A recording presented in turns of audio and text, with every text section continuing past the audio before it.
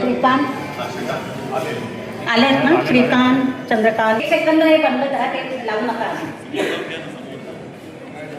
श्रीकांत चंद्रकांत तावडे यांचा सुद्धा राष्ट्रपती पदक देऊन 26 जानेवारी 2026ला सत्कार करण्यात आला. तीक्ष्ण बुद्धिमत्ता आणि धैर्यशील स्वभावासाठी ओळख असलेले श्रीकांत तावडे मुंबई पोलिसांमध्ये एक प्रतिष्ठित आणि विश्वासार्ह अधिकारी म्हणून प्रसिद्ध आहेत.